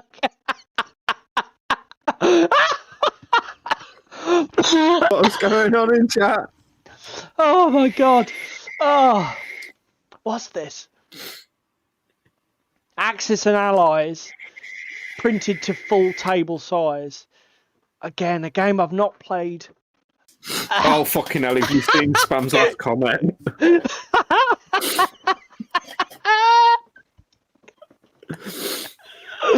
Oh my god. You had to do it. That's genius. Absolute fucking genius. So we've talked about time advantages. We've talked about financial advantages, friendships, commitments, palate cleansing, trying something new, whether it's a new theme or a new, game style, whether that's a card game, I'm just spinning, or a board game. What else is there? What other little hidden gems? I mean, to be fair, we've even seen the rise of the campaign board game. Even if you're one of the people who sits in the corner. Again, Gloomhaven, fucking D&D light much? Well, I wouldn't call it exactly fucking light. Well, it is light because you haven't got to commit quite so much to invest in developing the world. Tim's giving an upvote to the we don't have to paint shit for most board games. Yeah, I mean, again, mate, don't get me wrong. I do enjoy my painting, but I don't want it all.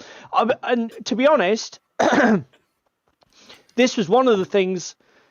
Obviously, I did this first, but one of the things that drove me into collectible card games was there was no hobby element. I literally bought the product, opened the product, sorted, and it still had that collectability to it, but my input was minimal. It was hands off, and that really appealed to me as a contrast to this. It's all about this idea of palette cleansing, of changing your focus to, because it's all very well to say, well, I'm going to paint Napoleonics for this week, and then next week I'm going to play World War II, and then I'm going to paint these fantasy models. But maybe you just want a fucking break from painting stuff. My video just froze there. I don't know if it's playing up for how I'm feeling. I'm doing. I'm not sure how our audio is coming across because the audio stopped for me, sir, as well. Did it stop? Yeah, it stopped for me.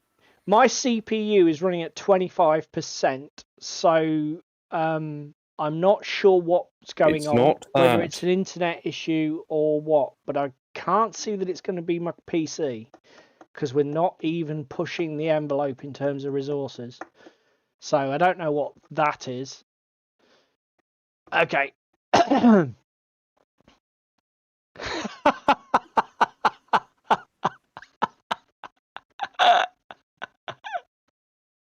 What's going on? Okay. No, nothing. I think Tim's just screaming for it to all stop in the fucking comments.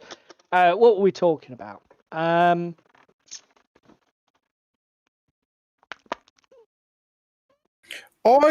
want to counter this because obviously we've come at this from a good angle. We're talking about campaign games. It's all good and it's all cool. You finish yours and then we'll go into mine. I was saying about campaign games and I got derailed. If you're one of the people who says, yeah, but board gaming, it's disposable. You just play it and then there's nothing else to it. It's like there's nothing to engage you. It's too disposable. Well, hang on a fucking minute. That we have entered the era of board games with 200 plus hours of content that take fucking longer to play than AAA video game titles. Gloomhaven looking at you. So there probably is something for you. Don't necessarily assume that they have, wafer thin experiences, because some of them certainly are not. If that's your thing. Anyway, what were you going to say, mate? I said we've come at this from a good angle. Yeah. Sure, is it time to get a little bit negative? Hang on a minute. No, I didn't say salty. I said negative. Hang on. Let me season you. Right. Okay. Go on. Okay. You are being seasoned. So go on. Let's have it. Whilst board games are good as a miniature wargamer, how many of us miniature wargamers have bought a board game and gone, yeah, no, we will play that, looking at Assassin's Creed, cough, cough, wink, wink, and then gone, no. Like, the thought was there, the idea was cool, the principle and the plan was executed, but fuck no. Okay, so obviously the answer. So Darren is saying big games like that puts him off because he knows he won't get time to play it all, and it would monopolise his gaming time. Oh my god! But this is where I'm going with the negative. Have you seen Crispin's laying landmines in the chat? Here's the thing: I'm not sure I've told you guys. When I had my bachelor party.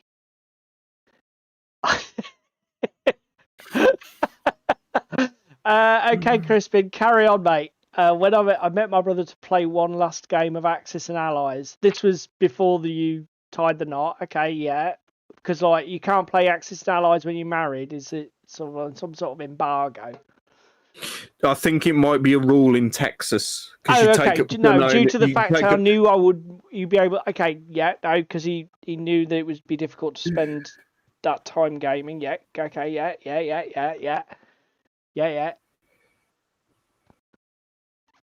Yeah, okay, mate. Yeah, Ewok saying exactly what you said, David. Bloodborne and Darkest Dungeon, they're going on eBay because you just can't be asked. Yeah, I'd heard as much,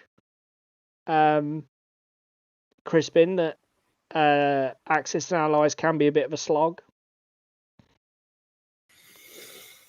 I don't know how I feel about that. What? What I've just done to a miniature. Ooh, have we got disaster? Give me a second, and we'll pull my camera up. Okay. Fuck off! I mean, being devil's advocate, is it any different to have that with a board game experience? How many collections of unpainted models have you got? Shut up. We gloss over that subject matter. Well, no, hang on. I mean, you know. No. We gloss over that matter. Spam, am I going to become a wargaming widow? There's no going to. You already are.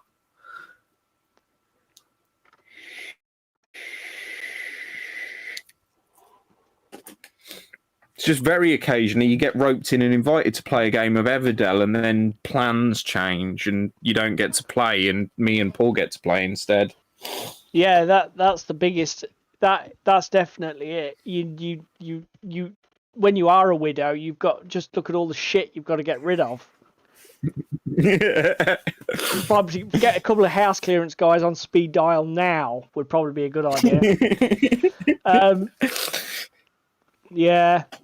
Right, shall we go down to my camera? Can do, mate. So I can show people what we're doing. Saying he's got a fuck ton of unpaid minis. We all have Ewok, and do you know what? I don't think there's necessarily any separator there for board games. Yes, you can get board gaming experiences that are a big commitment, whether that's in terms of the hobby or the playing, even just playing the fucking thing. We're getting roasted by Spam because we played without her.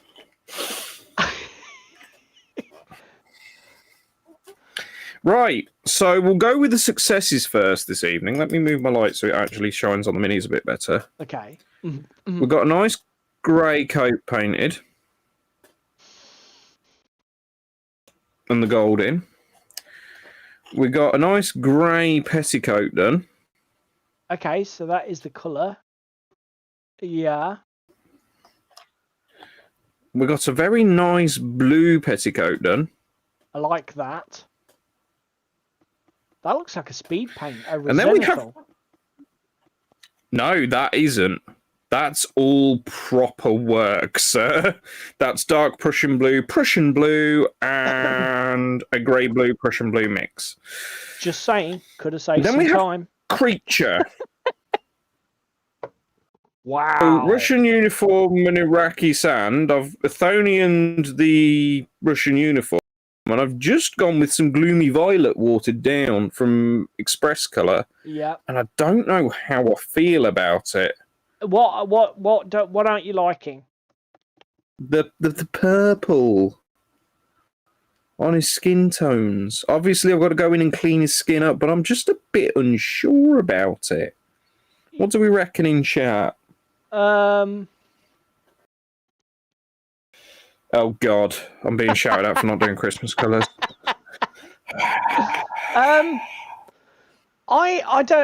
I like it. The only thing I don't like, I think the robe looks amazing.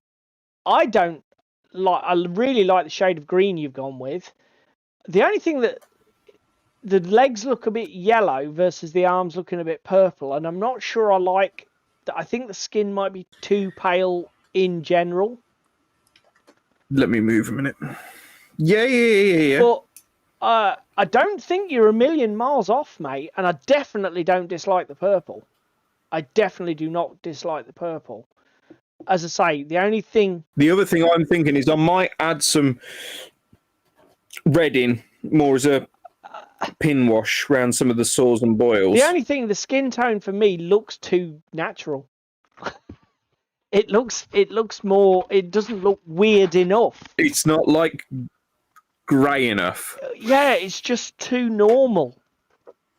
Is my gut feeling. And then we got some dry brushing done as well. So Ewok says don't change it. He did. I will find you.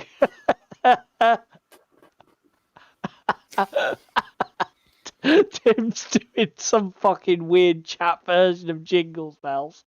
Oh my god. Is that percussion instrument a euphemism, Tim?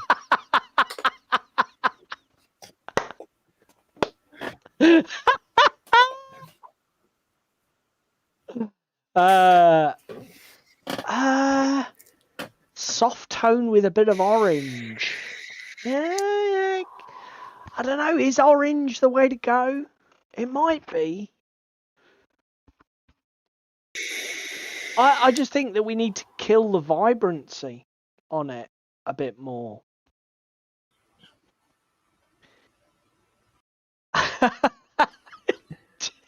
Tim, have you been on the whiskey?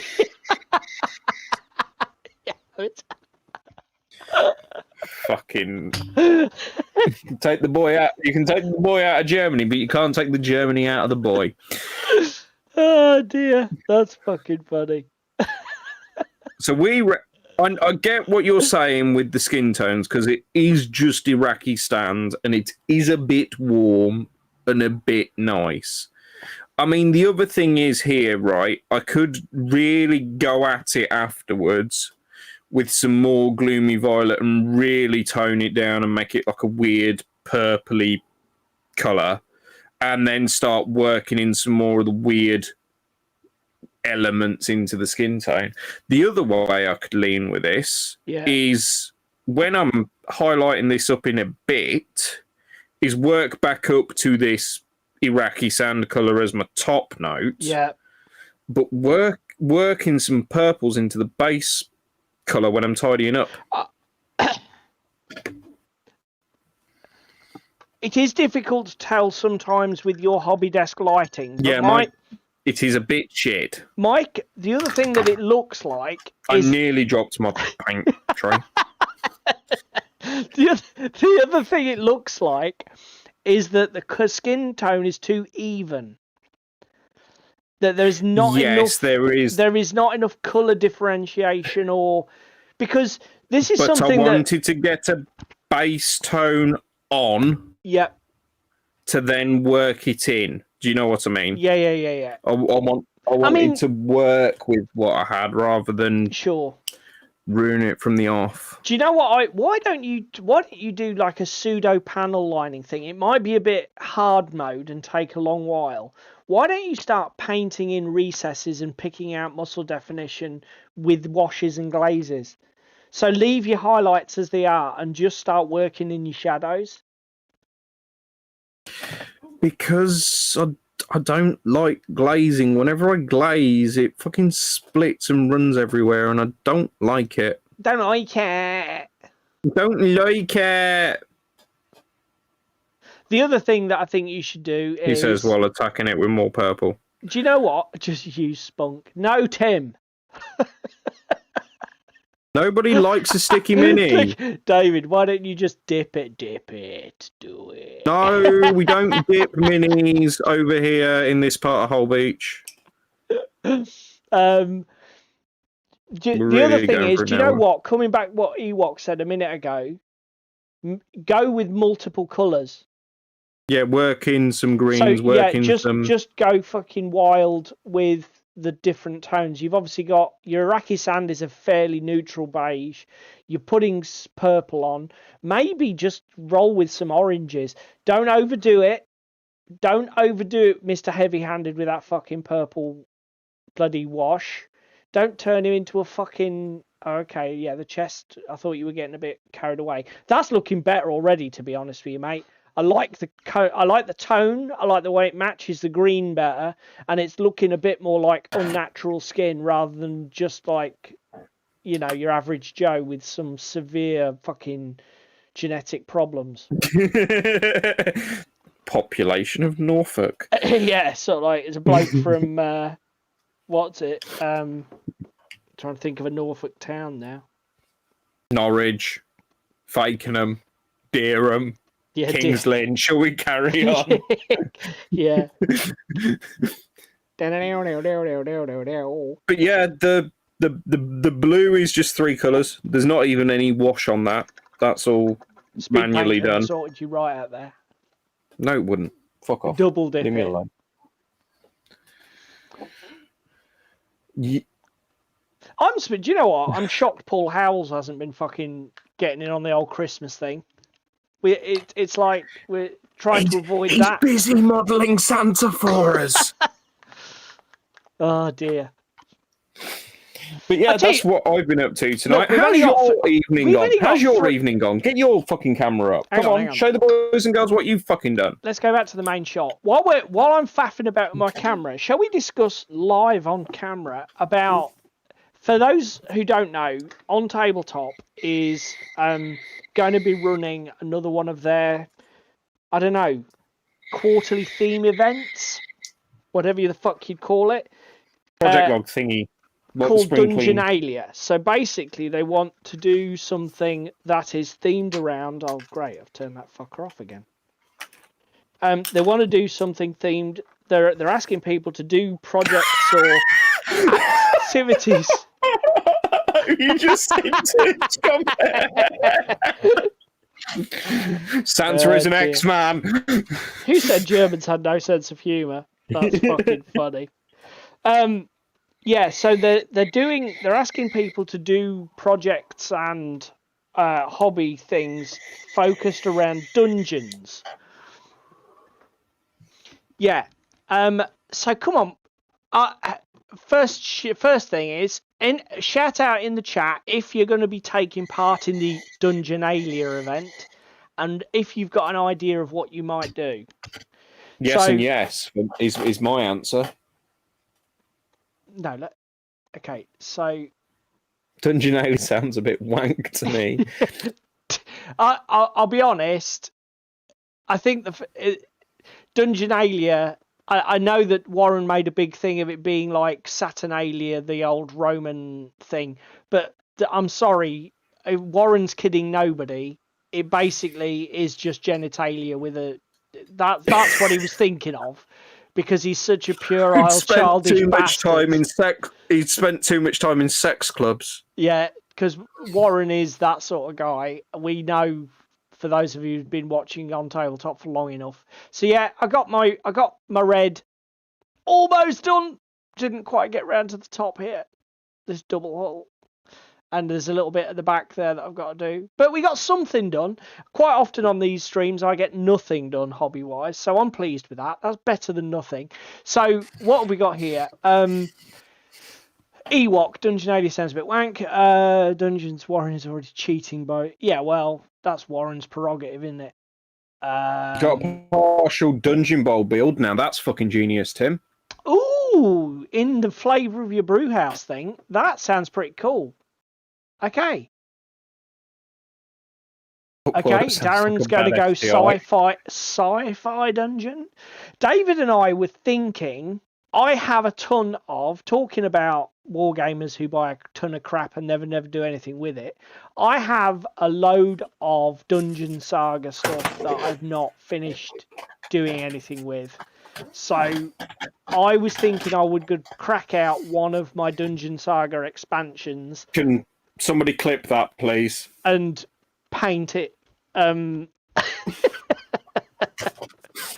paint it up. So that's what I was thinking. But now David your plan. Do you want to, everybody? I'm awaiting a Kickstarter.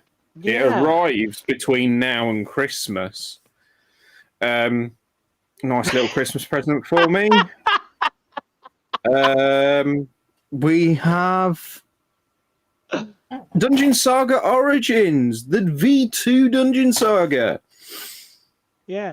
To be fair, though, you say that, Ewok, but Tim did a fantastic killer video with Jerry on it. They did 2 hours of it this week. So Saga. It's like, I don't, we did get the payoff. It just perhaps wasn't where we were expecting to get the payoff, because of Warren's monopoly. But Tim and Jerry did sort of like weigh in and actually do us proud. I thought their video this Tuesday was awesome. And unfortunately couldn't be there live, but I did watch the whole thing last night. I have also thought if Dungeon Saga Origin arrives at a sensible time, and I get on with it and I don't do like I did with League of Infamy, which is procrastinate fucking round and not get it done for the goal, I might reward myself, because this is running till February, isn't it? Yeah, as I understand it, it's December to February. So I might reward myself by going and doing all of that stuff and then buying myself a TT Combat Mini that also fits the Dungeonalia theme. Which one? We've spoken about it on stream repeatedly. Okay, well, you've got 3 months. You can do multiple things, but... No, I'm saying there's a little reward to myself for getting through all that fucking lot when it arrives. If it arrives. When it arrives. I think so. We're going to pencil in a Dungeon Saga project, and we expect you guys who watch the stream to hold us to it. So in terms of the comments, another point, we need to go back and review things soon. That was sometime in the next few weeks, guys. We are going to be revisiting our Hobby Resolutions 2023 and just what a fucking car crash it was. So if you're interested in seeing us not deliver on anything that we've ever committed to, tune in. Because that is coming. But we've overrun and people need to go to their beds. So let's wrap this show up. Thank you very much, you guys in the chat. You, as usual, were fucking awesome. Thank you very much if you're watching along with us on YouTube later. It's all greatly appreciated. No, what about Dungeon Saga? We have another hashtag and we haven't even fucking started. Comments below. Board games. Are you somebody who transitioned from board to wargaming, or are you a wargamer who hasn't tried board gaming but might after seeing this? Or what's your experience? Put it in the comments below. If you can only find time to do one thing, however, please like the video. It's just a click of it's just a mouse click away. If you can find time to do all the other stuff, share, comment, subscribe, whatever, then that's bloody amazing. But just a like is all that we ask, and it's cool. What about likes and subscribes? That's a new hashtag. We love you, Tim. We love you, really. Go to bed, Timothy. Right. And on that note, we're going to take our own advice, and we're going to go to bed. Fuck off to bed. See you later. Bye, guys.